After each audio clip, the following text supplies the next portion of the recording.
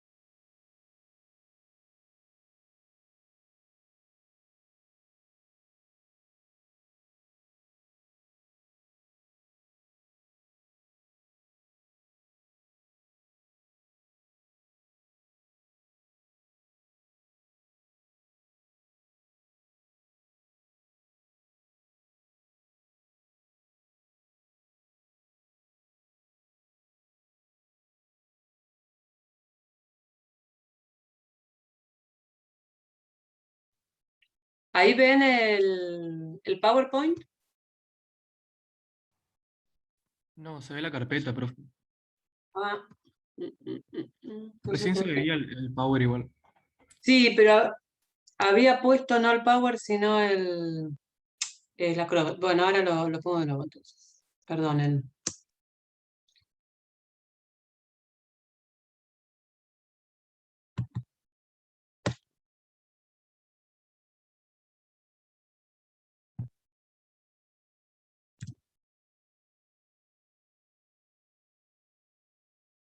Ahora sí, ¿no? Ahora ven. Sí, sí, se ve. Perfecto, bueno, denme un minuto y ahí arrancamos bien.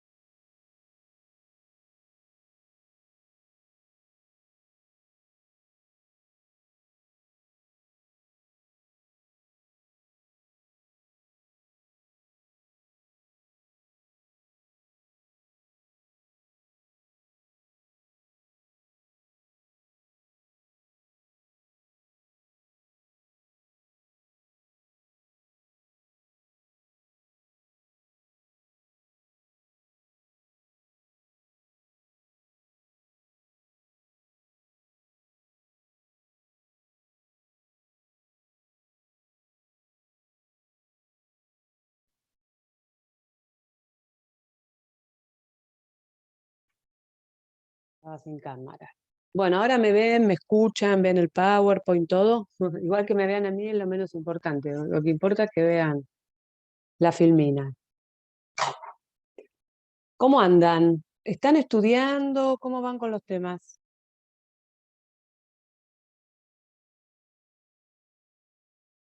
Salvo Pilar Urra, ¿nadie tiene la cámara prendida? Sí, ahí veo algunos. Bien. Bueno, Ustedes de proceso de conocimiento lo empezaron a ver conmigo, diferencia de ejecución y de conocimiento, eso lo vimos juntos, y a partir de ahí vimos el tema de las excepciones, que ya ahora que estoy pensando venció el plazo para presentarlas. ¿Cómo anduvieron con eso? ¿Les Bien, bien. costó? ¿Les resultó muy difícil? Para mí al comienzo y por ahí yo me enrosqué mucho con cosas muy complicadas y después me di cuenta que era más simple los defectos que tenía. Bien, bien. ¿Quién habló? Luis, ¿no? No, Axel.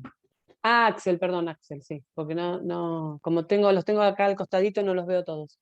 Em, el tema del trabajo en sí, como yo les había puesto, ustedes tenían la posibilidad de oponer alguna excepción que era como evidente porque se desprendía algún error de la demanda, pero también tenían la posibilidad de inventar una situación y oponer otra excepción, como por ejemplo decir que, oponer la excepción de cosa juzgada, diciendo que un proceso igual ya se había resuelto, que se había dictado una sentencia, que había quedado firme.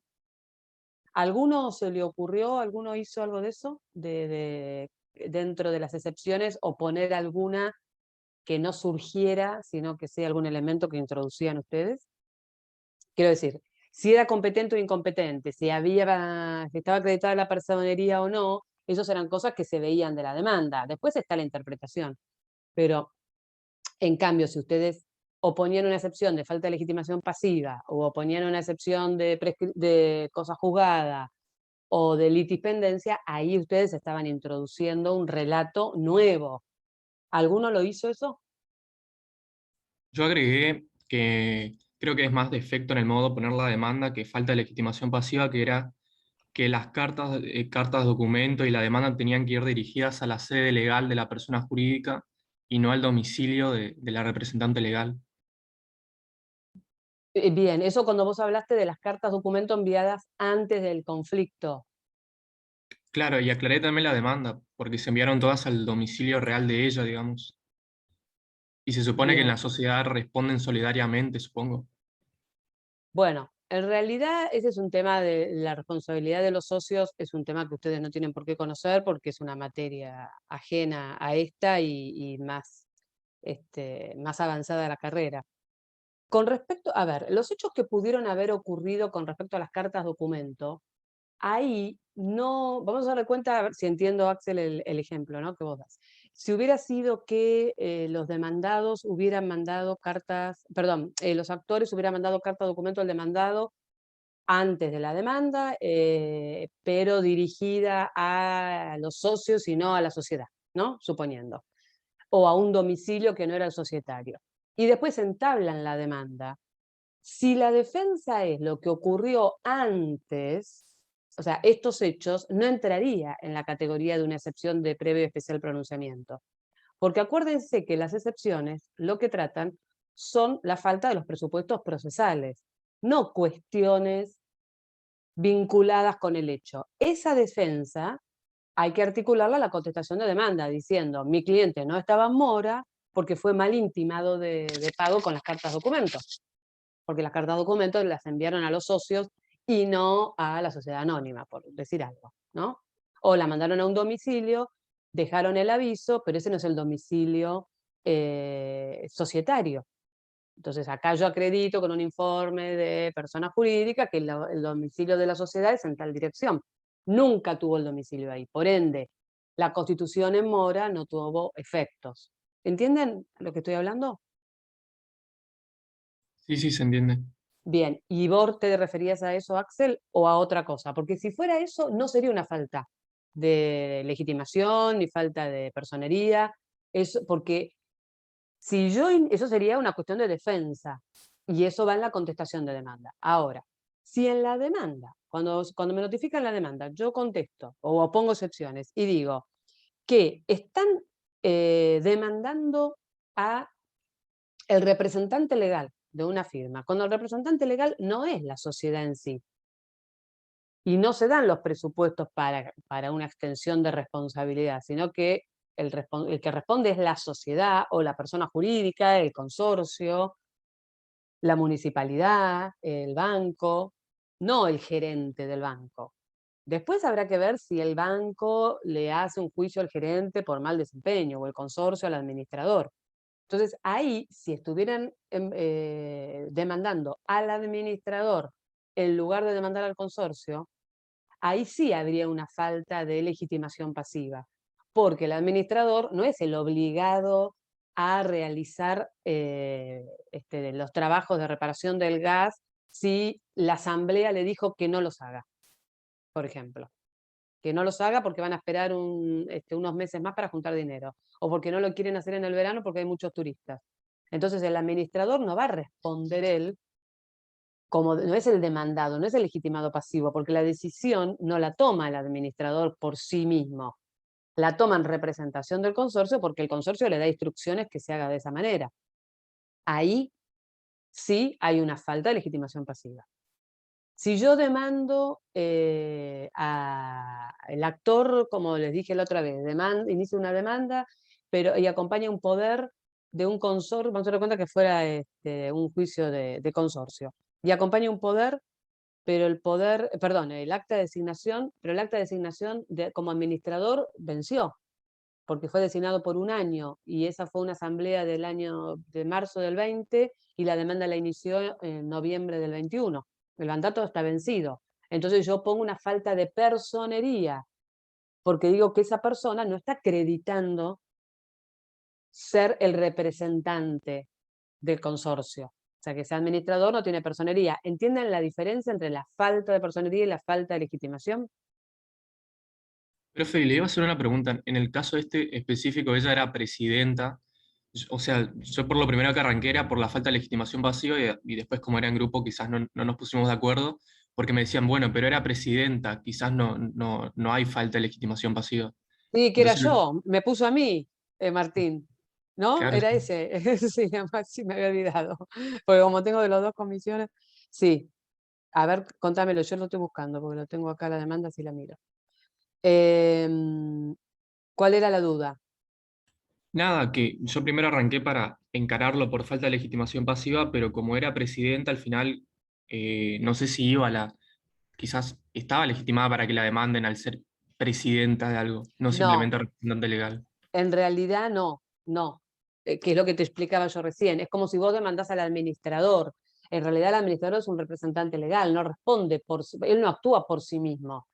Si el administrador da un cheque y después el consorcio, la gente, los propietarios no pagan las expensas y el cheque es rechazado por falta de fondos, el responsable, o sea, es el consorcio, que es el titular de la cuenta corriente.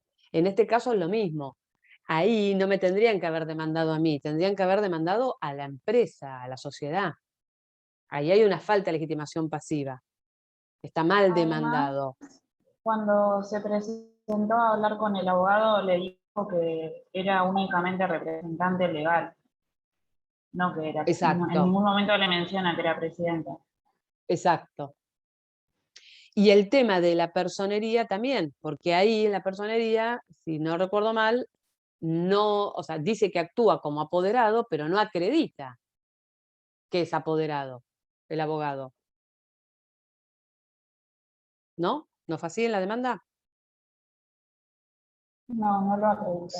Acá dice, la empresa El Tiburón Sociedad Anónima, por intermedio de su abogado apoderado, promueve demanda ordinaria contra la doctora Marisa Pereira ante los tribunales de trabajo del Departamento Judicial de Mar del Plata por incumplimiento por un contrato de obra celebrado con la empresa tanto. Acá en ningún lado dice acompaño, y después cuando está la documental, en ningún lado dice que acompaña el poder que acredita la personería. ¿Cómo sabemos que en este caso Martín Ugalde es el apoderado de la empresa, del Tiburón?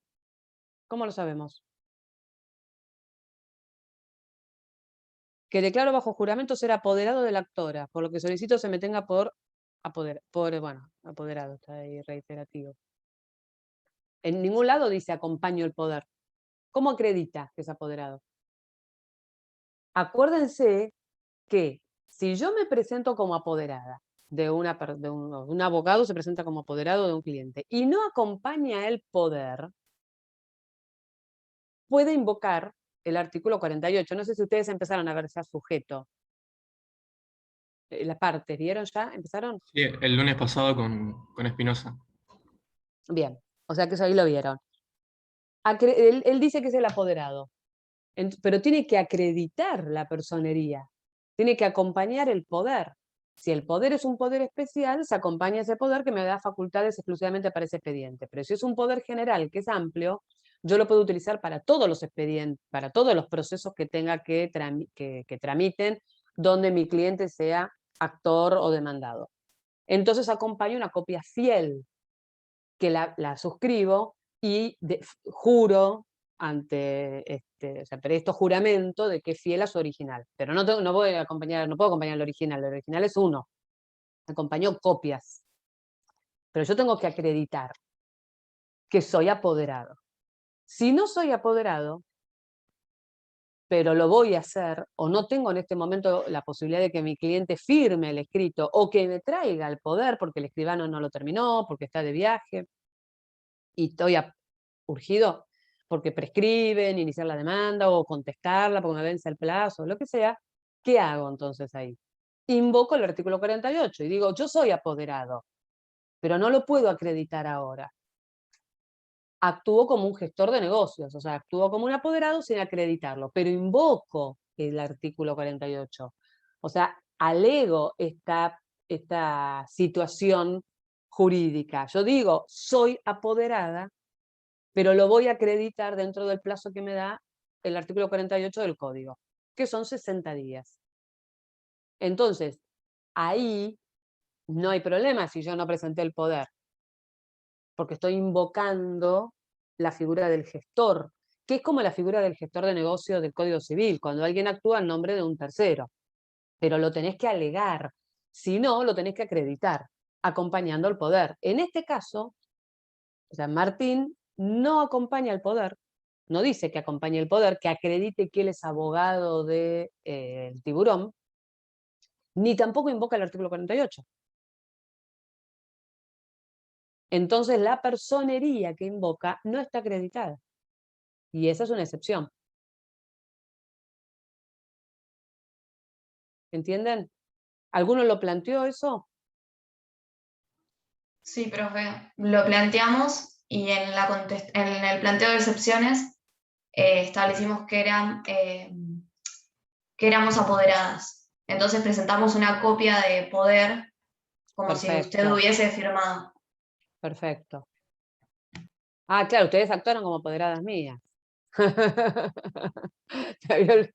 Bien, perfecto. Pero ¿entienden entonces la diferencia entre la falta de personería y la falta de legitimación? La falta de personería es el instrumento que acredite que el carácter que invoco de representante de alguien lo presento y se ajusta a derecho. Acuérdense que la personería o la representación, o sea, yo puedo actuar como representante de un hijo menor de edad, puedo actuar como representante de una persona jurídica o de una persona física, puedo actuar como representante convencional, que sería a través de un contrato, porque yo actúo como abogada apoderada de un cliente que me otorga el poder para que actúe en su nombre, o puedo actuar como representante legal, que es en el caso de aquellas personas que no tienen la posibilidad de ejercer por sí mismas los actos jurídicos por una falta de capacidad. Entonces ahí la ley determina, bueno, para los hijos menores de edad, sus representantes legales son sus progenitores. En un consorcio, el representante legal es el administrador. En una persona jurídica puede ser el socio gerente o el presidente de la firma. Esos son los representantes legales. ¿Está? O sea que ya la ley le da el carácter. Distinto es el caso del incapaz, bueno, el tutor, el curador o el Ministerio Público Pupilar, que también actúa como representante promiscuo de los incapaces dentro de los procesos, por eso siempre se le da intervención. Ahí es importante que ustedes distingan esta diferencia entre representación legal o convencional por un lado y entre la falta de personería. Porque la falta de personería es cuando yo me presento y digo, yo soy la abogada, o soy la representante, pero lo hago como si fuera un derecho propio. Esas son dos cosas distintas. Acá Martín, ¿qué dice? Soy apoderado del Tiburón Sociedad Anónima. Lo que no hace es acompañarme en poder. Entonces hay falta de personería. Pero él me demanda a mí personalmente, cuando yo soy la representante de otra sociedad. Entonces ahí hay falta de legitimación pasiva. Parece similar, pero es diferente. ¿Lo entienden? Bien. ¿Alguna pregunta, algún otro comentario al respecto? ¿Les sirvió el trabajo? ¿Les sirvió para poder pensarlo desde otro lugar esto? Sí, sí. Buenísimo. Esa es la idea. O sea, a mí no me importa que hagan algo maravilloso en esta instancia, pero sí que empiecen a entender todo esto. Les hago un comentario o una pregunta. Yo quiero dar una clase que no se va a grabar, pero la quiero dar conjuntamente también con la Comisión 2, que es un video de una audiencia de vista de causa que se tomó hace un par de años. Ya hay sentencia en ese expediente, pero igual, como es una cuestión, o sea, no quiero que se grabe porque es una cuestión eh, que no quiero involucrar, que las partes salgan expuestas en un video que ande dando vuelta por ahí. Pero en su momento se grabó, se autorizó, o sea, yo pedí autorización para grabar para poder pasarlo en las clases, que el juez me dijo que sí. Así que me gustaría hacerlo porque es interesante, porque ustedes ahí van a ver el desarrollo de la audiencia, cómo se interroga, cómo participa el juez, cómo participan los abogados, cómo absuelven posiciones. Entonces, mi idea sería esto, pero el tema es si ustedes pueden, por Zoom, un miércoles, pero en el horario de las 13:30, que podría ser el miércoles 17, seguramente. ¿Pueden? ¿Hay alguno que tenga problema? Sí, profe. Si pueden, perfecto. Entonces yo les voy a confirmar, pero en principio el miércoles 17, entonces, en vez de tener la clase a esta hora, tendrían la clase a las 13:30. Que el link igualmente se los... Sí, después lo publico. Yo lo publico el link en el campus y ahí ya les confirmo. Pero seguramente va a ser así. Salvo que pase al 10, pero no creo. No, va a tener que ser el 17. Y además que lo que me interesa también es que ustedes tengan ya como más conocimiento de todos los procesos y que tengan más conocimiento también del tema de la prueba, para que esto sea como un cierre a los procesos de conocimiento.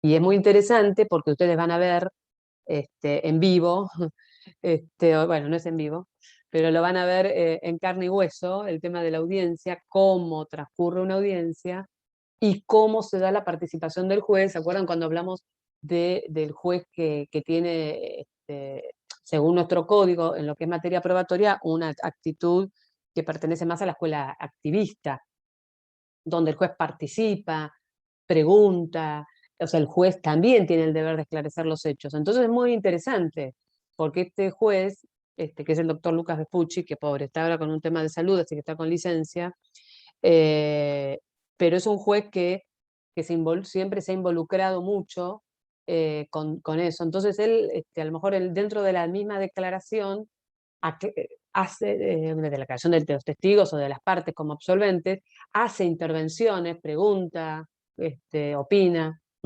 Así que bueno, está bueno que lo vean.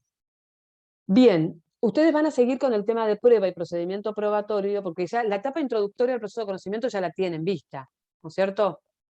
Que igual está el PowerPoint subido en el campus, que yo lo hice de todo. Pero como quiero que vean bien la parte de prueba, después hacemos el resumen de eso y lo vamos a terminar igual de entender cuando vean el video. Entonces, por eso vamos a hablar de proceso de ejecución y vamos avanzando con este tema, que también es muy importante. Así vamos ya. Por eso dejo como un paréntesis en los procesos de conocimiento. Porque en realidad esta materia gira más sobre procesos de conocimiento que sobre procesos de ejecución. ¿Alguna pregunta antes? ¿Nada? Bien. ¿Están estudiando? Estudien, chicos, porque si no, se hace complicado. Bueno, ¿se acuerdan que cuando hablamos de los procesos de ejecución, marcamos la diferencia entre los procesos de ejecución y los procesos de conocimiento? La diferencia, una de las diferencias, pero tal vez una de las más importantes, es que en los procesos de conocimiento se parte de una incertidumbre jurídica, tenemos todo un desarrollo que ustedes ya están viendo, de demandas, reclamos, defensas, excepciones, posibilidad de reconvención, y de ahí van a surgir los hechos controvertidos porque las partes van a poder explayarse con relación a todos los hechos que fueron materia de las pretensiones que plantean en su demanda, en su contestación, si hubiera excepciones previas también, y ni hablar si hay reconvención y contestación, que tienen lo mismo que si fueran es una contrademanda y su contestación. Si algo voy muy rápido o estoy diciendo algo que ustedes no recuerdan o no entienden o no saben, me interrumpen. Lo que quiero es que entiendan. ¿Está? Así que no me molesta que interrumpan las veces que necesiten. Al contrario. Bien, entonces, cuando hablamos de los procesos de ejecución, nos vamos a encontrar con una realidad totalmente diferente. Ya no partimos de una incertidumbre jurídica. Partimos de un título, que es un documento, que puede ser judicial o que puede ser extrajudicial, del cual surge la existencia de una obligación y la mora, es decir, el incumplimiento de esa obligación. O sea, cuando una obligación está en mora, cuando ya ha vencido el plazo o se han dado los actos necesarios para que esa obligación se haya tenido que cumplir y no se cumplió. Entonces, ¿se acuerdan que cuando hablamos de la diferencia de ambos procesos, que es muy importante que se acuerden eso? O sea, que después revéanlo del otro PowerPoint, además de los libros, por supuesto. ¿Se acuerdan que dijimos, en uno partimos de una declaración o una presunción de certeza, depende el tipo de proceso de ejecución, y de los de conocimiento partimos de una incertidumbre jurídica? ¿Cuál es la finalidad de un proceso de conocimiento? Que esa incertidumbre jurídica se esclarezca y se declare el derecho de las partes, a través de la sentencia que va a poner fin al conflicto y que va a decir, rechazo la demanda de Tiburón contra la doctora Pereira, por tal y tal motivo, o hago lugar y la condeno al cumplimiento de tal obligación. Esa sentencia, una vez que queda firme en un proceso de conocimiento, adquiere la calidad de cosa juzgada en sentido material. ¿Se acuerdan que una vez que queda firme, que es cuando está consentida, porque las partes le dieron la confirmación, el consentimiento, en forma expresa, diciéndolo en un escrito, o tácita, porque les venció el plazo y no se opusieron, adquiere ahí, una vez que queda firme consentida, adquiere la calidad de cosa juzgada, es decir, que pasa a ser obligatoria. ¿Para quiénes es obligatoria la ley? La sentencia. ¿Para las partes? Para las partes, exactamente. Acuérdense que el resultado de la función jurisdiccional es el dictado de una norma individual de conducta, que es la sentencia. ¿Por qué es individual? Porque tiene efectos con relación a los sujetos que integran el proceso, que son las partes, actor y demandado, que puede haber más de un sujeto por la parte actora, más de un sujeto por la parte demandada, pero son actor y demandado. Para ellos es obligatoria, es decir, que para ellos es una norma individual de conducta, a diferencia de la función legislativa que dicta una norma general de conducta. Bien, esta norma individual de conducta, esta sentencia entonces, que va a ser obligatoria, además va a ser inmodificable e irrevocable. Es decir, irrevocable porque ya se agotó la vía recursiva o porque se vencieron los plazos. No se puede interponer recursos. Por eso está firme, si no, no estaría firme. Pero a la vez va a ser inmodificable porque tampoco se va a poder modificar esa sentencia en un proceso posterior. Es decir, que no se puede volver a analizar esta cuestión en otro proceso. Y este es el ejemplo que yo hoy les di cuando les pregunté si habían incorporado un tema nuevo. Ustedes podrían haber opuesto una excepción de cosa juzgada diciendo que este proceso ya fue iniciado y que tramitó, porque aparte creo que había incompetencia casi, no recuerdo mal, y que tramitó ante los juzgados de Cava, que era el juzgado competente, y que se dictó una sentencia que se rechazó la demanda, o que se condenó al demandado, pero a pagar el 10% de lo que el actor estaba reclamando, y que esa sentencia está firme y ya se pagó. Entonces opongo, o sea, ahí es cuando el demandado introduce un conflicto, una situación totalmente nueva, porque está introduciendo hechos que el actor no los relató. Es algo nuevo. Y acompaña la prueba documental que acredita que este acuerdo, que esta sentencia que se dictó en tal proceso giraba en torno a la misma relación jurídica, a la misma pretensión, al mismo objeto y a las mismas partes. Hay cosa juzgada. Opone la excepción. Introduce un nuevo conflicto. ¿Se acuerdan? Entonces ahí el juez, ¿qué hace? Corre traslado al actor porque es un nuevo conflicto y hay que respetar la bilateralidad. O sea, hay que sustanciar, le corre traslado al actor de esa excepción que opone el demandado, el actor contesta y el juez resuelve. Si hace lugar, se termina el proceso. Si no hace lugar, porque dice que es otra cuestión la que se ventiló en el proceso de Cava, si no hace lugar, el proceso continúa. ¿Por qué es esto entonces de la cosa juzgada? Porque la sentencia que adquiere la calidad de cosa juzgada es inmodificable.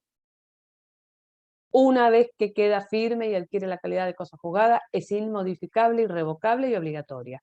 Grábense todo esto y las explicaciones y lo que significa, no basta la frase. ¿Hasta ahí me van siguiendo? ¿Van entendiendo? Bien. Entonces, ¿qué pasa si en esa sentencia que se dictó en un proceso de conocimiento, que se condena al demandado a pagar una suma de dinero o a cumplir una obligación de entregar una pintura, de una pintura, digo, de un cuadro, de hacer una obra, de entregar un vehículo, de firmar una escritura, porque le vendió una propiedad pero nunca fue a la escribanía a firmar? ¿Qué pasa? A partir que la sentencia queda firme, también otro tema, porque ahí yo les digo las cosas que después yo veo donde se dan en general los errores en los exámenes, ¿no? Y muchas veces veo que les cuesta terminar de entender o no terminan de dedicarle el tiempo para incorporar ese concepto, que una cosa es que la sentencia quede firme y otra cosa es que no esté cumplida. ¿Cuándo empieza a correr como regla, hay excepciones, como regla, cuándo empieza a correr el plazo de cumplimiento de la sentencia?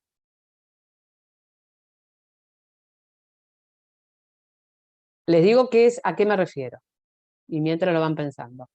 La sentencia condena al demandado a entregar el vehículo que le vendió al actor, y nunca se lo entregó. Y le da un plazo de 10 días para que le entregue el vehículo. Hoy se dicta la sentencia. ¿Cuándo les parece a ustedes que empieza a correr el plazo de cumplimiento? O sea, ese plazo de 10 días, ¿no? Que es el que surge del artículo 163, que establece que cuando condena el cumplimiento de una obligación de dar, hacer o no hacer, tiene que fijar un plazo de cumplimiento. ¿Cuándo les parece?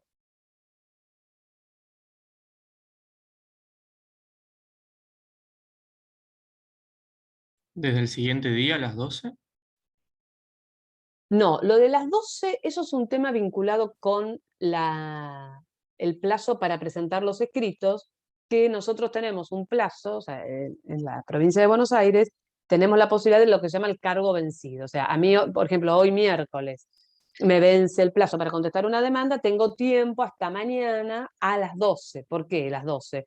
Porque dentro de las primeras 4 horas hábiles del día siguiente hábil al día del vencimiento, tienen los mismos efectos. Si lo presento 12:01, ya está fuera de término. Pero si lo presento 11:59, a las 12 ya no sé. Si lo presento a las 12 no lo correría riesgo. Pero si lo presento 11:59, ahí estaría, es lo mismo que si lo hubiera presentado hoy. Eso es lo único que tiene que ver las 12. Después lo demás, también podríamos decir que si yo puedo interponer un recurso y tengo tiempo hasta las 12, a las 12:01 ya quedó firme la resolución. Pero no empieza a correr el plazo a partir del dictado de la sentencia, el plazo de cumplimiento. ¿Qué pasa si alguien la apela la sentencia? Y a lo mejor la Cámara lo modifica. Entonces, como regla, ¿cuándo empieza a correr el plazo de cumplimiento de una sentencia?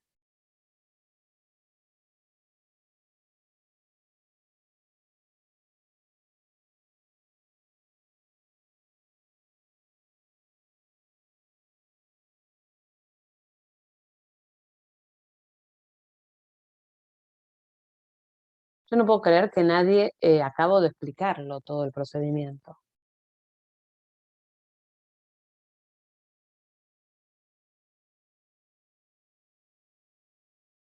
Chicos, es preferible que se equivoquen ahora y que digan cosas erróneas ahora y no el día del examen. ¿A nadie se le ocurre nada? ¿No tienen la menor idea?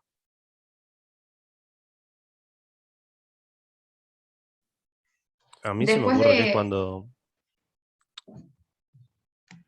A ver, Ah, Luis. a mí se me ocurre que es cuando quedan notificadas las partes, ¿no? Pues la sentencia se notificaba por cédula.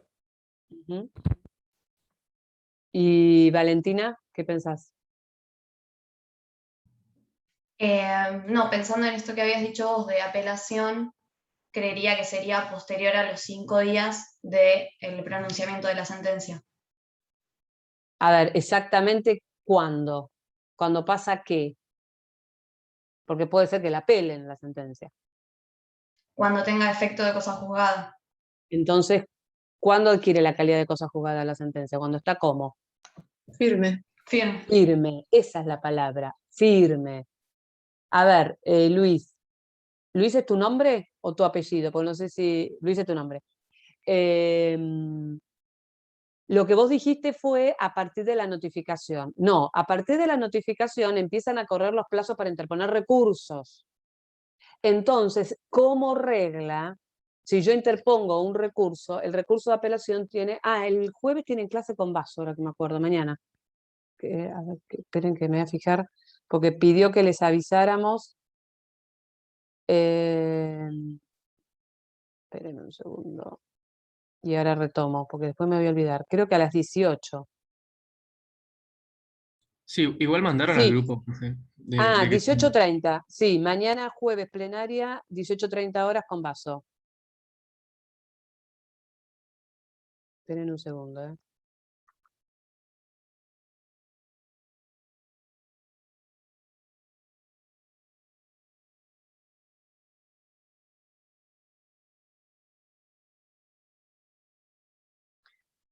Bien.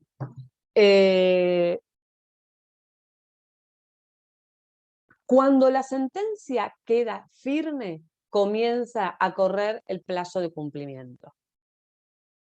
¿Cuándo queda la sentencia firme? Cuando está ejecutoriada o consentida, es decir, cuando ya se hizo toda la vía recursiva o cuando venció el plazo para hacerlo. Cuando la sentencia queda firme. ¿Qué efecto genera que la sentencia quede firme? Además que es exigible, que adquiere la calidad de cosa juzgada, en sentido material porque es un proceso ordinario.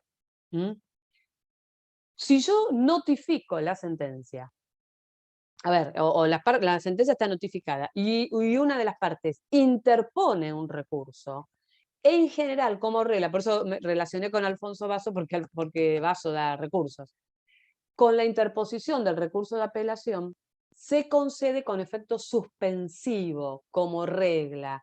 ¿Qué significa?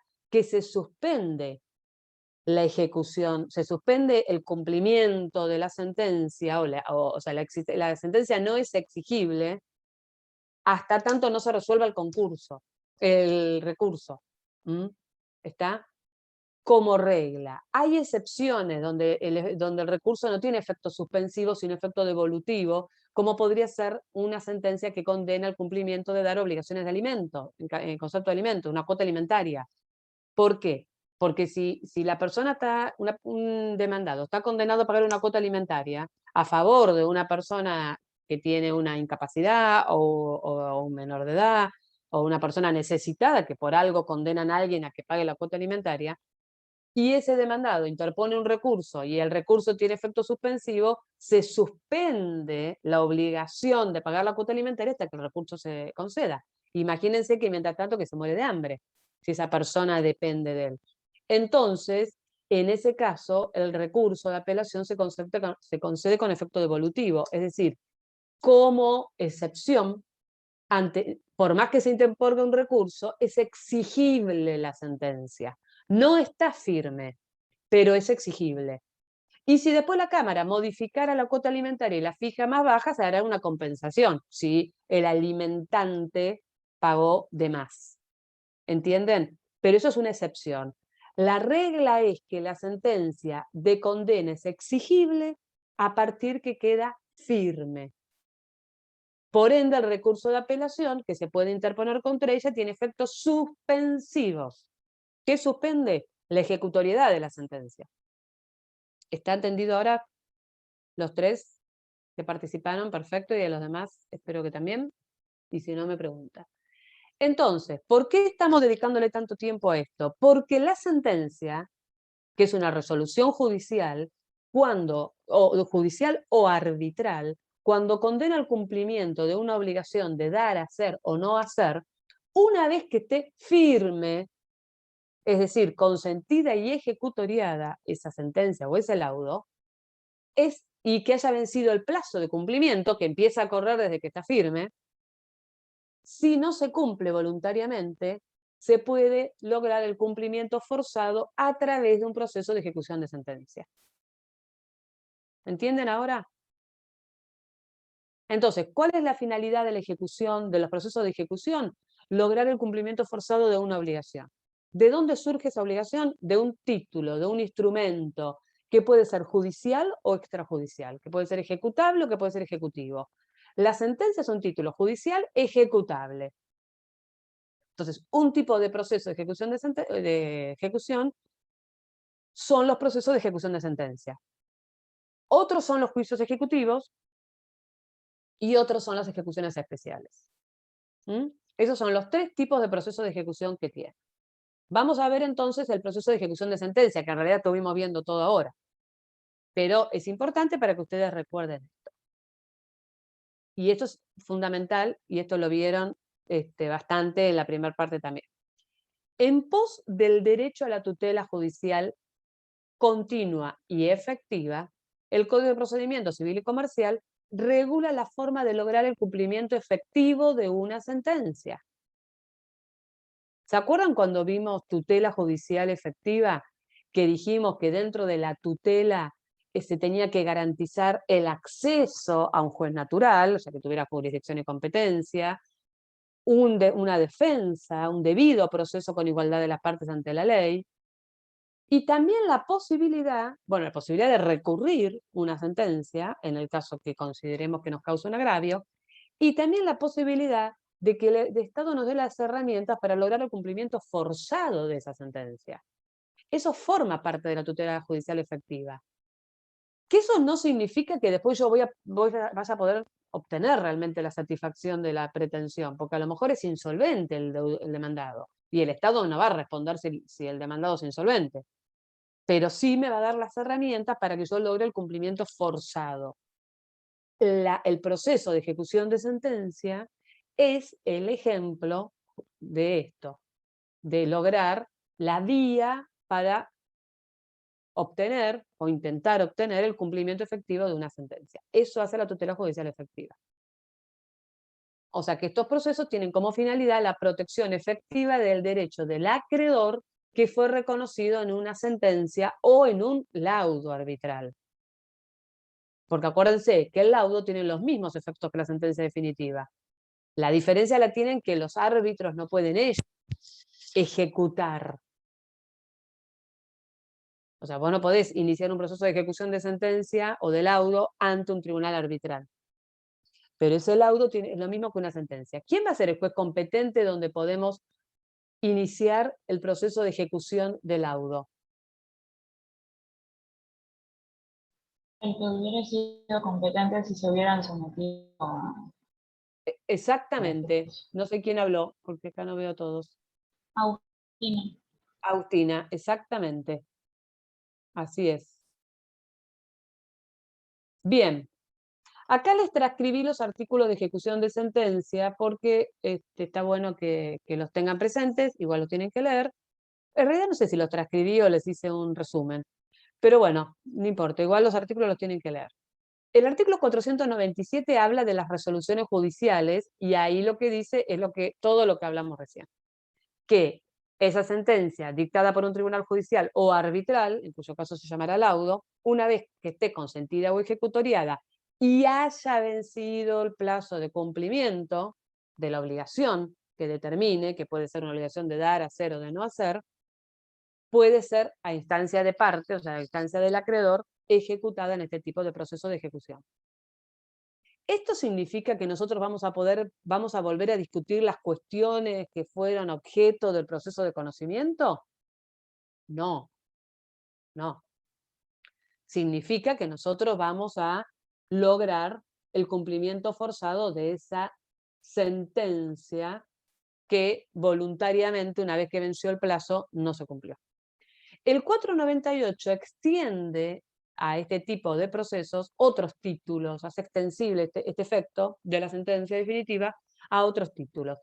Es decir, que por el mismo proceso de ejecución de sentencia, ¿qué otros títulos podemos ejecutar? Todos son judiciales.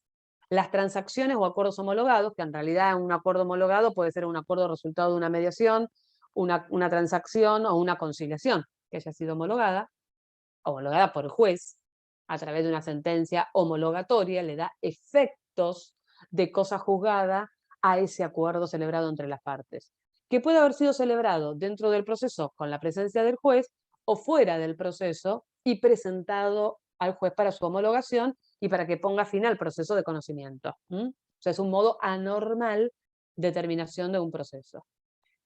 Una vez firme, tienen los mismos efectos que la sentencia definitiva.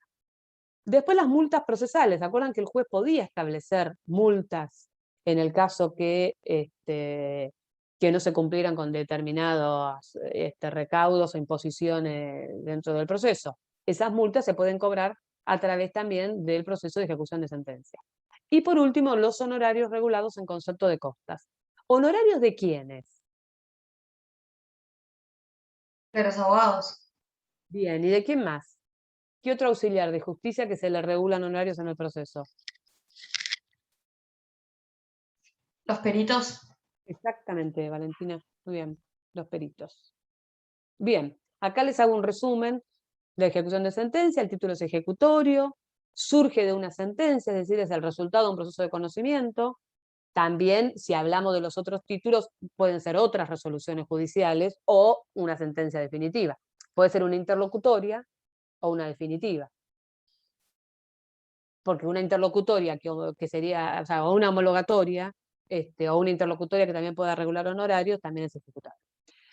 La sentencia tiene que estar consentida, es decir, las partes le dan conformidad en forma expresa o tácita, o ejecutoriada, confirmada la condena en todo o en parte por el Tribunal Superior, que puede ser la Cámara de Apelaciones, o puede ser la Suprema Corte de Justicia, o en su caso la Corte Suprema de Nación, o bien que se haya revocado la absolución, porque si la sentencia, por ejemplo, rechaza la demanda, la sentencia de primera instancia, el actor la apela y la Cámara hace lugar al recurso y condena al demandado en parte de la pretensión, o sea que modifica la sentencia de primera instancia que era absolutoria, esa sentencia, que ahora es el resultado de lo que pasó en segunda instancia, es ejecutable.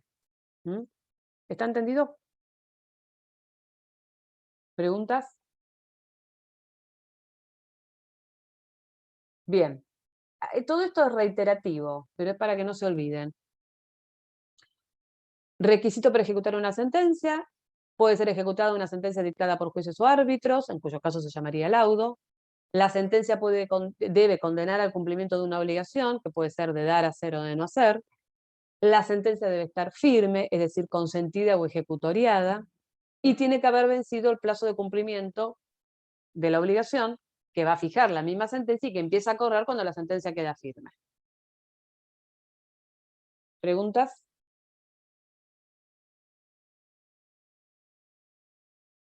¿Nada? Los otros títulos que pueden ejecutar en este mismo tipo de proceso, porque tienen los mismos efectos que una sentencia, serían los acuerdos homologados, como una transacción, una conciliación, o el acuerdo realizado en la etapa de la mediación prejudicial, que se hace un acuerdo con el mediador, los honorarios regulados en concepto de costas, de abogados o peritos, y las multas procesales.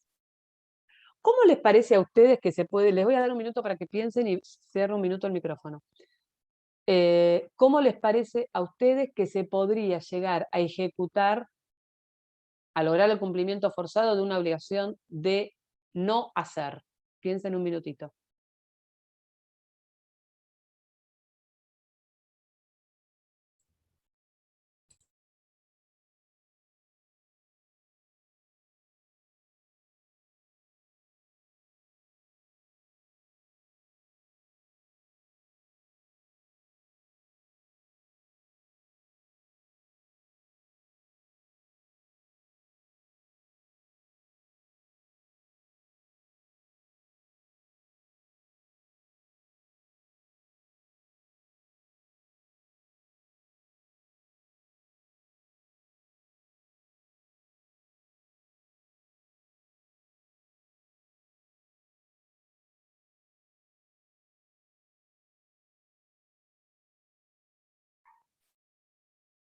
Bien.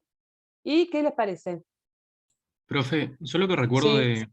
de obligaciones es que una obligación de no hacer no es de cumplimiento, no puede ser cumplida forzadamente porque es una obligación intuiti personae y uno quiere que tal persona no haga tal cosa o tolere tal actividad y no otra, y si no es cumplida en el tiempo y forma que yo preciso, no me sirve después, o sea, pierde el interés el acreedor, por ejemplo. Sí, pero tenés alguna forma de compensar eso. Obviamente, vos no podés ponerle un revólver en la cabeza para que deje de hacer tal cosa, pero podés lograr una compensación. ¿Te acordás? Porque eso también lo vieron en obligaciones. Claro, sería una indemnización que sustituya a la obligación, al objeto de la obligación A original. ver, si fuera una indemnización, ya tenemos que cambiar el tipo de obligación, porque entonces no podríamos lograr el cumplimiento forzado de una obligación de no hacer. Tendríamos que hacer otro proceso para determinar qué indemnización, cuál es el equiparable económicamente para poder satisfacer esa falta de cumplimiento de la obligación de no hacer del deudor. Chau, hasta luego. ¿Entienden? ¿Entendés, Axel? O sea, no podríamos, ¿cómo determinamos la indemnización? Porque la determinación de un monto indemnizatorio surge de una sentencia. Acá el juez ordena a dejar de hacer ruidos molestos.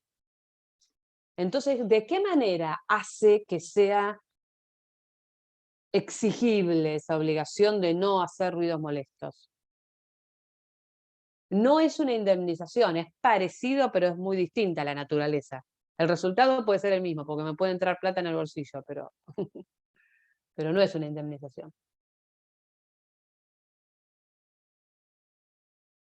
¿Una cláusula penal, profe, puede ser?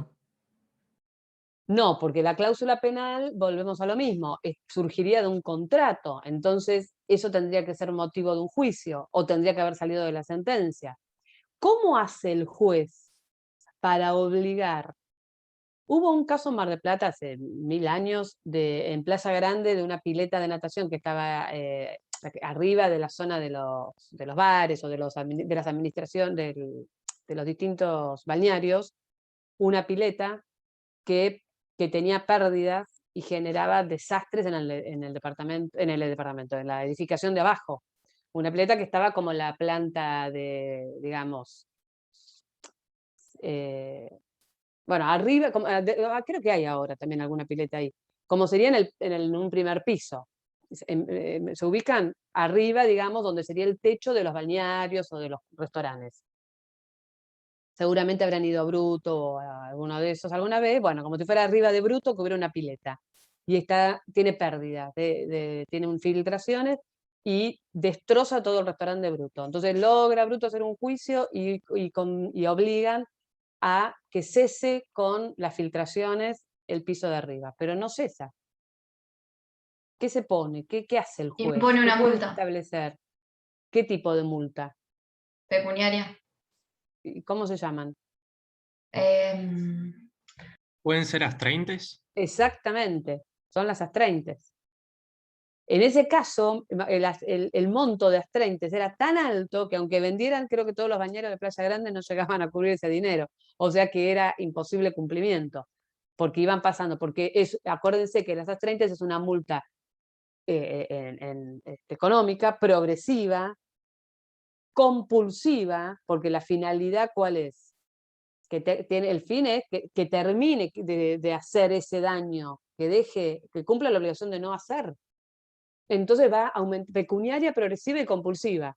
Entonces se va incrementando. Entonces le aplican 10.000 pesos por día, pasan 10 días y se convierten en 100.000 pesos. Y pasan 100 días y se convierten en 1.000.000 de pesos. Bueno, a lo mejor no es tanto, si uno lo piensa en dólares, pero bueno, vamos a dar cuenta que fueran 100.000 pesos por día, imagínense. Esa es la manera que el juez tiene de exigir. Bueno, ¿está entendido esto entonces de ejecución de sentencia? No vamos a ver el proceso de ejecución de sentencia, pero tienen que saber muy bien la finalidad, los títulos, todo lo que vimos. Si bien son 2 artículos del código, los tienen que conocer muy bien. Lo que sí tienen que saber de todo proceso de ejecución, no solamente ejecución de sentencia, es que se inicia con la demanda y se acompaña el título en la demanda. Bien, ¿preguntas? Las ejecuciones especiales son la hipotecaria y la prendaria. ¿Por qué se llaman ejecuciones especiales? ¿Qué es lo que tiene de especial?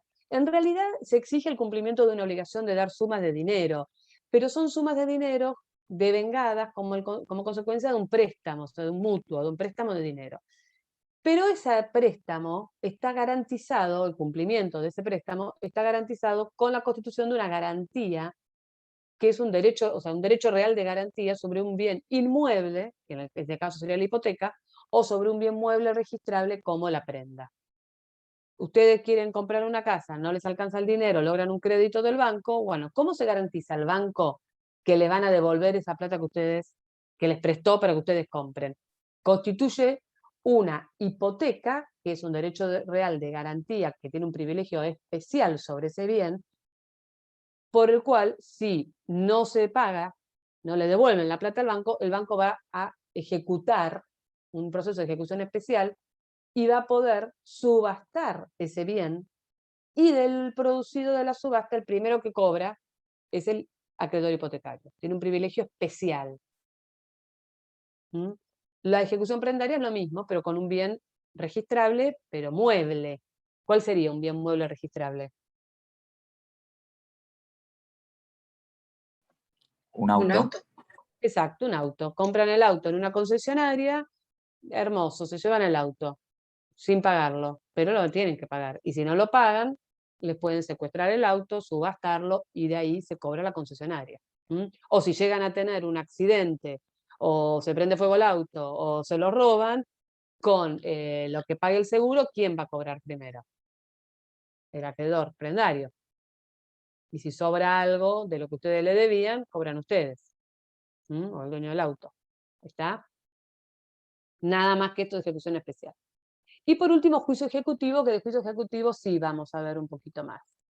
El juicio ejecutivo es un proceso de ejecución que, a diferencia del proceso de la ejecución de sentencia, que se puede exigir el cumplimiento forzado de cualquier tipo de obligaciones, en el juicio ejecutivo vamos a poder lograr el cumplimiento forzado de una obligación de dar suma de dinero líquida o fácilmente liquidable.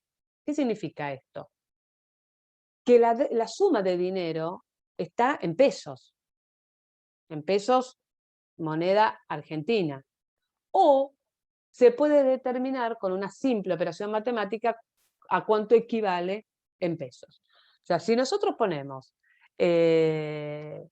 no sé, 10.000 litros de nafta super de la estación de servicio YPF que está en tal lado, o la que, no sé, o de la Shell de tal lugar, o de lo que sea, o alguna que sea oficial, o el equivalente a $10.000 según cotización tipo vendedor del Banco Central, del día siguiente o el día anterior, perdón, a la fecha de vencimiento de la obligación, pedimos un informe al Banco Central de cuánto estaba el dólar, cuánto cerró el dólar tal día, tipo, el valor tipo vendedor, y lo multiplicamos por 10.000.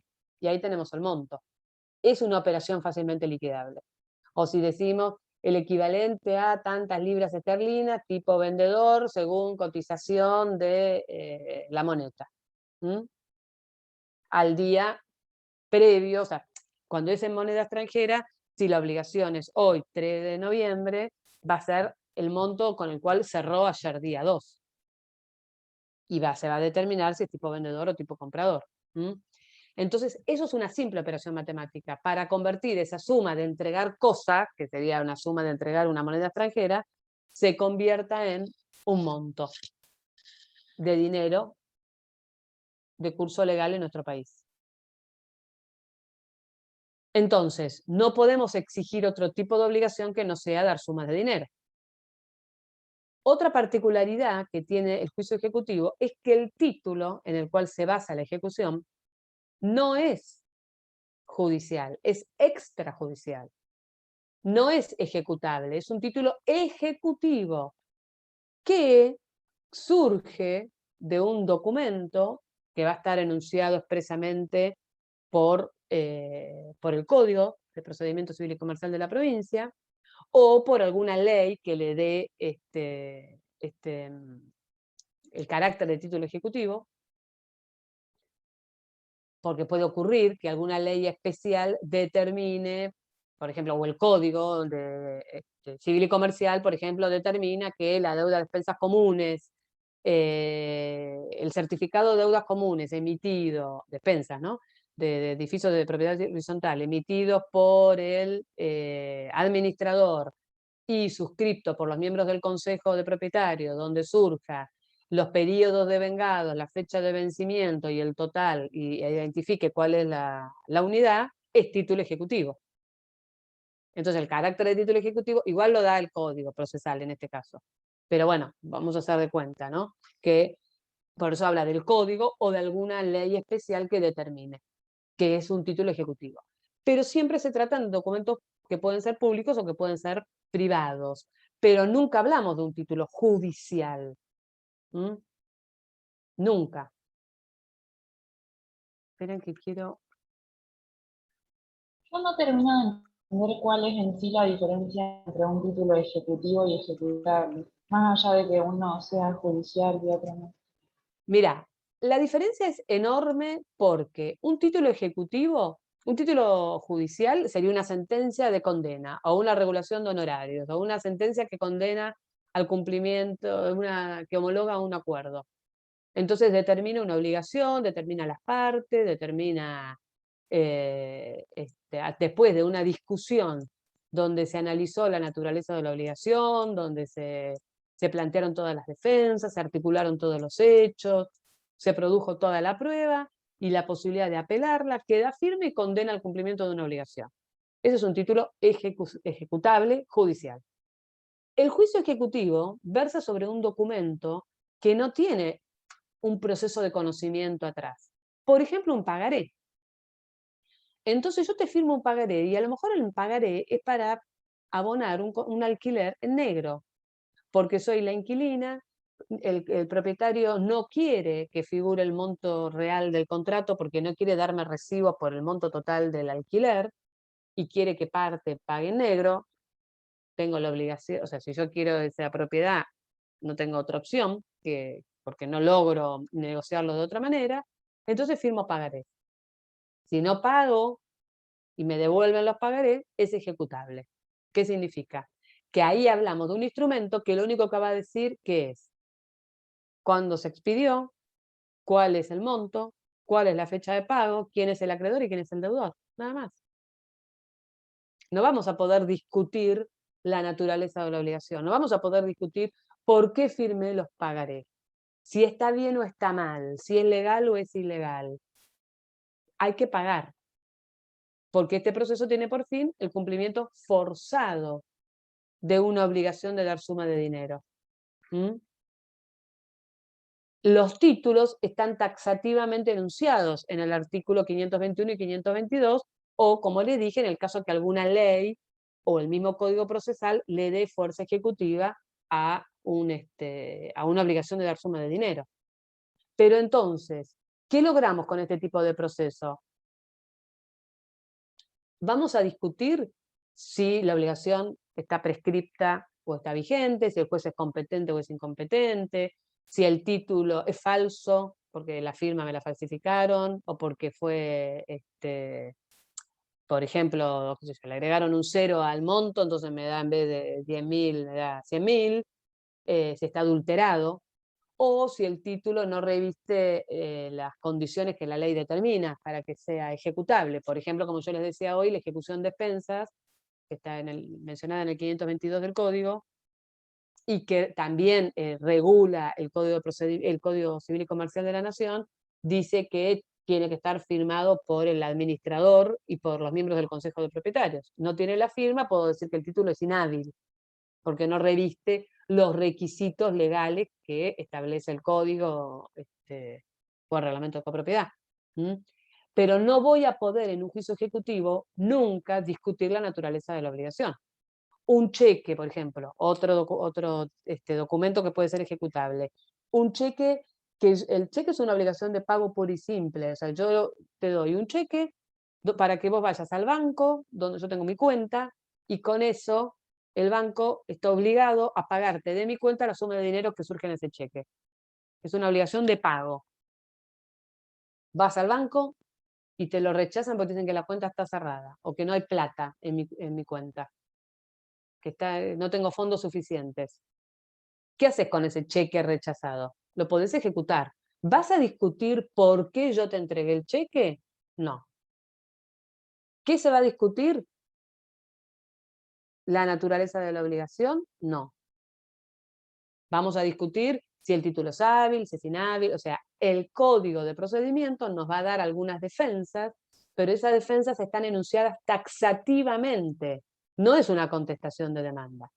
Esas defensas se llaman excepciones, que no tienen nada que ver con las excepciones de las que estuvieron trabajando el otro día en el proceso de conocimiento, porque las excepciones del proceso de conocimiento hacen a los presupuestos procesales. Las excepciones de un juicio ejecutivo hacen a la única manera de defensa que el código me permite entablar. No me acuerdo si Agustina habías preguntado vos. Sí. ¿Y te quedó claro con esto? Sí, sí. Bien. Acá yo les puse las características que tiene el título, que la obligación tiene que ser exigible. ¿Cuándo es exigible la obligación? Cuando haya vencido el plazo de cumplimiento. O también puede ocurrir, como la ejecución de alquileres de bienes inmuebles, que para poder ejecutarla hay que preparar la vía ejecutiva. Y la preparación de la vía ejecutiva está regulada en el artículo 523 del Código. O sea, acá tienen que leer el 521, el 522 y el 523. Entonces, por ejemplo, en algunas cuestiones hay que reconocer los documentos que por sí solos no traen aparejadas ejecución. Si yo firmo un convenio donde reconozco el cumplimiento, que tengo que pagar una suma determinada de dinero, diga o no diga el monto a tal persona en tal oportunidad, y no está la firma certificada, hablo de un convenio, de un instrumento privado, me van a citar primero para que reconozca la firma. Por sí solo no trae aparejada ejecución. Primero hay que o hay que homologar el convenio, y una vez homologado, ahí sí se puede ejecutar. Pero para homologarlo me tienen que citar a reconocer la firma. En el caso de la ejecución de alquileres de bienes inmuebles, se lo intima al inquilino para que el inquilino y el garante manifiesten si reconocen o no la firma que está puesta en el contrato de alquiler. Si ellos hubieran firmado ante un escribano y está la firma certificada, esa intimación para reconocer la firma no es necesaria, porque hay un escribano dando fe que firmaron ante él fulanito y menganito, que son el titular, el inquilino y el garante. Pero, sí hay que intimarlo igual al inquilino para que presente el último recibo de alquiler. Porque ¿cuál es el título? en un juicio de ejecución de de alquileres. ¿Qué les parece? ¿Cuál es el título?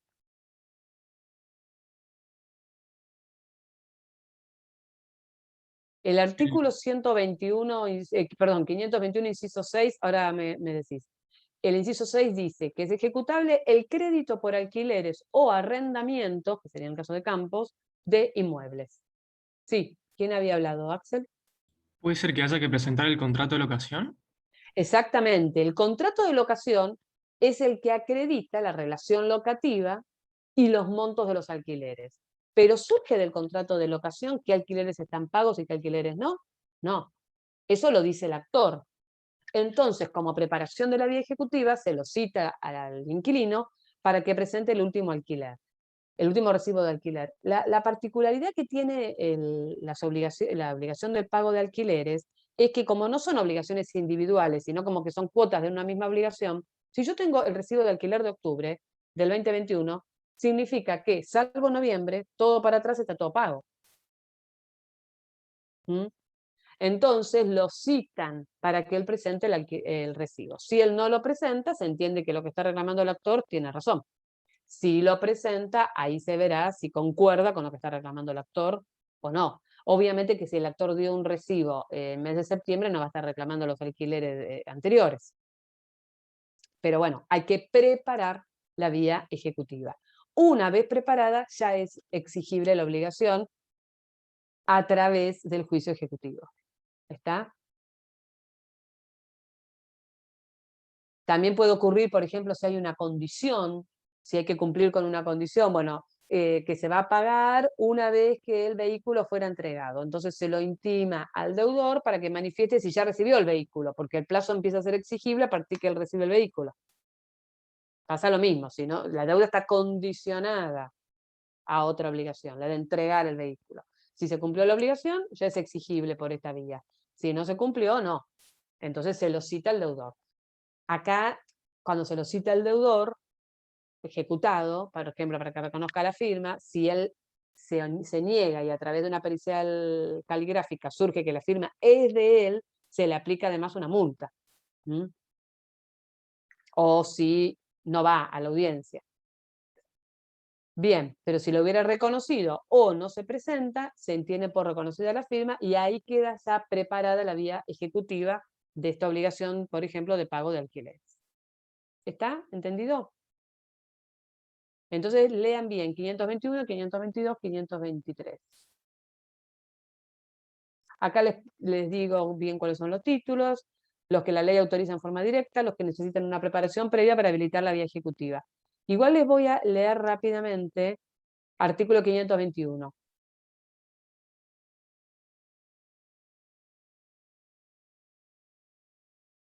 El 518, el juicio ejecutivo empieza en el 518. Todo esto es lo que estuvimos viendo. Pero lo tienen que ver, se los voy a leer ahora. Se procederá ejecutivamente siempre que en virtud de un título que traiga aparejada ejecución, se demandare por obligación exigible de dar cantidades líquidas de dinero o fácilmente liquidables. Si la obligación estuviese subordinada a condición o prestación, la vía ejecutiva procede si del título del instrumento público o privado reconocido que se presente o de la diligencia prevista, que es la que yo les conté hoy, de citarlo para que manifieste si se cumplió la condición, resulta haberse cumplido la condición o prestación. Si la obligación fuese moneda extranjera, la ejecución se puede promover por su equivalente en moneda de curso legal, según la cotización que las partes hubiesen convenido, o en su defecto la del Banco Nación Argentina, del día anterior a la iniciación. Yo les dije al vencimiento de la obligación, pero es verdad, es al día anterior a que se inicie el proceso, tipo comprador, sin perjuicio del reajuste que pueda corresponder a la fecha del pago. Salvo que se hubiera establecido otra cosa, ¿no? Entre las partes. También el 519 dice que el actor podría optar por un proceso de conocimiento y reclamar esto como un cobro de pesos por un proceso de conocimiento y no ejecutivo. Si elige esa opción, ahí por supuesto que ya no estaríamos hablando de un proceso de ejecución.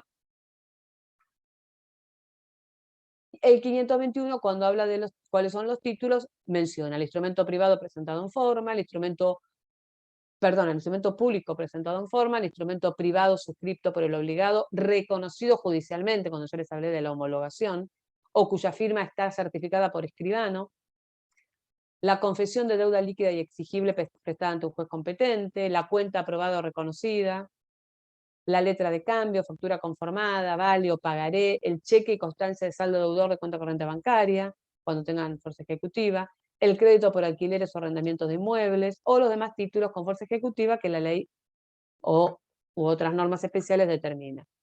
522, el crédito por expensas comunes, que ahí los requisitos los termina de regular el Código Civil y Comercial de la Nación. 523, preparación de la vía ejecutiva. 524, citación del deudor. Bien, artículo 529. Nos va a hablar del mandamiento. Cuando hablamos del proceso de conocimiento, ya no hablamos del de ejecución, ya no hablamos, como dije hoy, de un traslado de la demanda. Hablamos, entonces, tampoco hablamos de una cédula de notificación.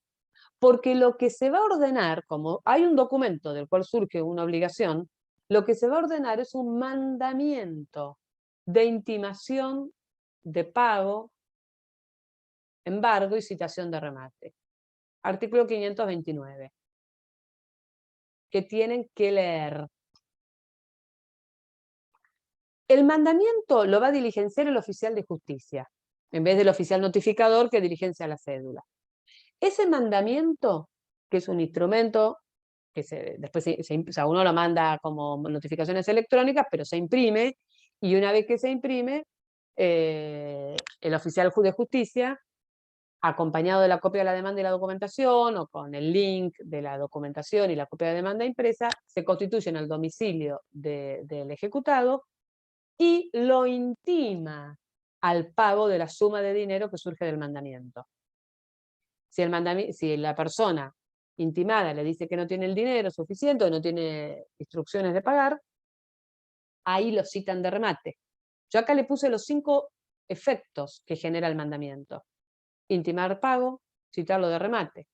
Lo cita para que constituya domicilio legal en el expediente, domicilio legal y domicilio electrónico, o sea que se presente con abogado y constituya su domicilio electrónico y domicilio legal, bajo percibimiento que todas las demás resoluciones se le notifiquen en forma automática.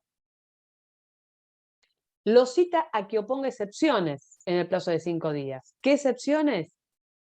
Las excepciones que les mencioné, que no son las excepciones del juicio ejecutivo, no son las excepciones, son las del ejecutivo, no son las excepciones del proceso de conocimiento, son las excepciones que se pueden plantear en un juicio ejecutivo que las determinan el artículo 540 y 542, que taxativamente nombra, que yo se las nombré hoy, que sería pago total o parcial documentado, la tengo que acreditar el recibo, falsedad o inhabilidad de título, prescripción, cosa juzgada, litispendencia, incompetencia, falta de personería, quita, espera, remisión, transacción o conciliación.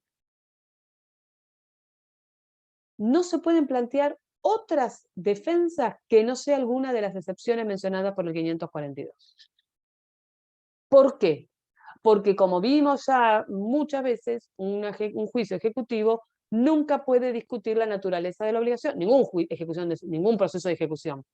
Pero el juicio ejecutivo, que parte de un documento privado o público, pero no judicial, no va a discutir por qué yo le entregué el cheque, por qué le entregué el pagaré. Si el inquilino quiere decir, bueno, yo no pagué los alquileres porque me dijo por teléfono el propietario que cambie el calefón que se había roto o el termotanque que se había roto y que compense ese dinero con los alquileres y no me entregó el recibo, pero yo lo pagué, no lo va a poder articular esta defensa, porque no entra ninguna de las excepciones, porque él no tiene un pago documentado de alquileres, tiene un pago documentado de un calefactor, o un calefón, o un termotanque. ¿Entienden? ¿Por ¿Pero qué? puede iniciar un juicio posterior? Podrás iniciar un juicio de conocimiento posterior una vez que hayas pagado lo que te piden en este proceso. Claro. porque la sentencia que se va a dictar en este tipo de juicio ejecutivo es una sentencia que adquiere una vez que está firme, va a ser irrevocable y va a ser obligatoria, o sea que tienen que pagar, pero no va a ser inmodificable, porque adquiere la calidad de cosa juzgada en sentido formal. Entonces, todas las defensas que no pude oponer en este proceso, las voy a poder hacer valer en un juicio de conocimiento posterior, una vez que este juicio ejecutivo se terminó y que ya pagué todo lo que tengo que pagar. ¿Está? Bien. Entonces, para terminar los efectos del mandamiento, porque nos fuimos un poquito cuando hablamos de las excepciones. Ahí también el oficial notificador, el oficial de justicia, podría embargar bienes, muebles. O podría embargarse un bien inmueble a través de un oficio del registro de la propiedad inmueble, que eso ya no lo hace. Una vez que se interponen las excepciones y se corre traslado al actor, el actor las contesta y el juez las resuelve con una sentencia de remate. O si no se hubieran opuesto defensas, el juez dicta una sentencia de remate vencido el plazo de 5 días para oponer excepciones. Si bien la sentencia tiene carácter de sentencia definitiva, en cuanto a su forma es una sentencia interlocutoria, porque no está haciendo un análisis pormenorizado de todas las cuestiones base del proceso, porque no se discuten en este tipo de juicios. Se discuten las cuestiones vinculadas al título, nada más. ¿Y qué va a resolver el juez? Si hace lugar, si ordena llevar adelante la ejecución en todo o en parte, o rechazarla. Nada más que eso. Ahí, y está lo que preguntó Agustina, que es lo del 551. Una vez cumplidas las condenas impuestas por la sentencia, es decir, si fuera la obligación de pagar la suma de dinero más las costas, más los gastos, más los honorarios, la parte que haya perdido en este juicio, el perdidoso, porque podría haber sido el actor que se le rechazó la demanda, o sea, no, que no se le hizo lugar a continuar con la ejecución de ese título, o el ejecutado pueden iniciar un proceso de conocimiento posterior con los límites que establece el artículo 551.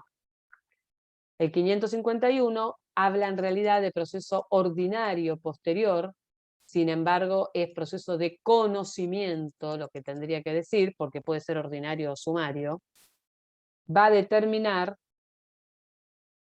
qué defensa puede plantearse en el juicio de conocimiento posterior. Este artículo es muy, muy importante.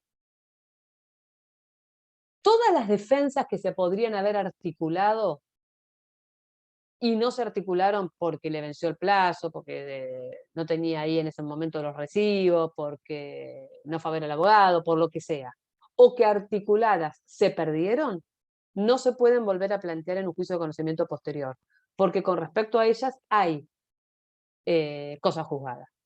Pero si en el caso del inquilino que yo les comenté, el inquilino lo que quiere acreditar a través de testigos y del martillero que intervino en la operación, que el propietario le dijo que cambiara el calefactor y tiene las cartas documento donde él le reclama que el calefactor estaba roto y tiene forma de probar que él le dijo ese monto, paga eso y el dinero que gastes en eso te lo compenso con los alquileres, pero después no le dio los recibos de alquiler, que era lo que él podía presentar como una excepción de pago, lo puede acreditar, va a lograr que le devuelvan lo que pagó de más. Pero eso lo va a hacer en un juicio de conocimiento posterior, donde va a poder plantear todas las defensas, todas las cuestiones, todos los hechos, toda la prueba que el proceso de conocimiento permite para obtener una sentencia que declare el derecho de las partes, salvo aquellas que el código no le permite porque ya las pudo haber utilizado o ya las utilizó y las perdió. ¿Entienden la diferencia? Les leo el 551, juicio ordinario posterior. Cualquiera fuera la sentencia que recaiga en el juicio ejecutivo, el ejecutante o el ejecutado podrán promover el ordinario una vez cumplidas las condenas impuestas en aquella. Toda defensa o excepción que por la ley no fuese admisible en el juicio ejecutivo se puede hacer valer en el ordinario. Que les reitero, la jurisprudencia ha dicho que puede ser ordinario o sumario. no corresponderá al nuevo proceso para el ejecutado que no puso excepciones respecto de las que legalmente pudo deducir. Es decir, si él podría haber opuesto excepción de prescripción, o podría haber opuesto excepción de falta de personería y no las opuso, o de pago documentado porque tenía un recibo imputado al alquiler y no la opuso, no las puede hacer valer en el juicio de conocimiento posterior. Porque con respecto a eso sí hay cosas juzgadas. ¿Mm? Tampoco, bueno, ni para el ejecutante cuando se hubiese allanado. Tampoco se podrá discutir nuevamente las cuestiones de hecho debatidas y resueltas en el juicio ejecutivo, cuya defensa o prueba no tenga las limitaciones establecidas por la ley, ni las interpretaciones legales formuladas en la sentencia, ni la validez o nulidad del procedimiento de ejecución. O sea que este artículo nos determina qué cuestiones que fueron las que la misma ley nos impide plantear en el juicio ejecutivo, una vez que cumplimos con la condena, podemos plantear en un juicio de conocimiento posterior. Porque con respecto a las demás, hay cosas juzgadas. Y acá entendemos la diferencia entre la cosa juzgada en sentido formal y la cosa juzgada en sentido material. El derecho de fondo sobre el cual se expide esta sentencia que condena a pagar una obligación puede ser modificado en un proceso de conocimiento posterior. ¿Por qué? Porque en el juicio ejecutivo no tuvimos la opción de discutirlo, de plantearlo ni de analizarlo. ¿Mm? ¿Por qué? Porque el juicio ejecutivo tiene por fin lograr un cumplimiento efectivo de una obligación, de una manera rápida. Para algo firmamos un pagaré, para algo entregamos un cheque, o por algo. ¿Está entendido? ¿Preguntas? Profe, ¿sentencia de remate y sentencia de trance es lo mismo? Es sentencia de trance y remate, sí, se llama así. Ah. Sí, es lo mismo. Yo les recomiendo, lean los artículos, estudien en base a los artículos que estuvimos viendo, que yo les fui mencionando. No es que tienen que verse todo el proceso de ejecución, porque eso lo van a ver en procesal civil, pero sí tienen que tener muy claro los efectos de cada proceso, la finalidad de cada proceso y los títulos. O sea, todo lo que vimos lo tienen que saber. No pretendo que sepan más, pero tampoco menos. ¿Eh? ¿Está? Bueno, en principio, no sé la semana que viene si tienen clase conmigo o no, tengo ahí que ver bien. Si no, sí, en 2 semanas, a las 13:30 horas, que vamos a ver todo lo que es el proceso de la audiencia de vista de causa, para cerrar el tema del proceso de conocimiento. Lo que les pido es que tengan el tema estudiado para esa clase, porque así le sacan provecho. Y también a la prueba. ¿Mm? ¿Está? Perfecto. Bien. ¿Alguna pregunta? ¿Nada? Bueno, terminamos por hoy entonces. Nos vemos, chicos. Que tengan Gracias, buena profe. semana. Hasta luego. No, profe. Gracias a No, profe, ustedes. gracias. Saludos a todos. Chau. Chao, gracias. Chau, Pina.